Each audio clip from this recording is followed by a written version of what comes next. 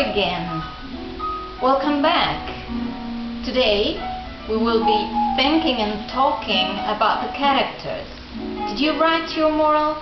How did it go? Do you like it? You need to like it because it's your work. Okay, so now that you've got your moral, you know what you want to tell the world. Think about characters that may fit that moral. The thing is, you have to think about characters that are not human. You can include a few humans, but usually fables are made up of characters who are animals, or plants, or things. You know what that is called in literature? That is personification. Personification is when animals or inanimate objects behave as if they were human. They can even talk. And they usually have human personalities. Or maybe if you think about it, it's the other way about.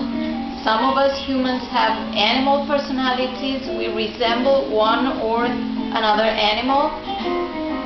Anyway, you can think about that too. But say that you need to use an animal who is fast, so you can use a hare or a horse. Say that you need to use an animal who is the contrary, slow, so you can use a turtle. So try to come up with the idea of a list of possible characters you want to use in your story. Write them down and see if they match. That would be the task for today. As you write down the names of the characters, they can even have personal names, as we do. You can write down the characteristics of each of your characters. If you can make this even weirder, you can change the characteristics and attribute the wrong qualities to some animals. For example, saying that a turtle is fast.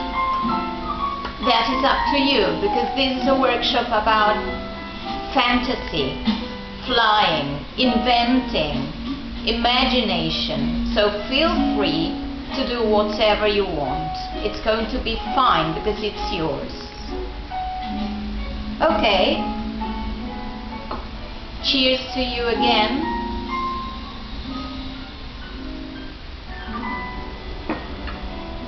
Bye-bye.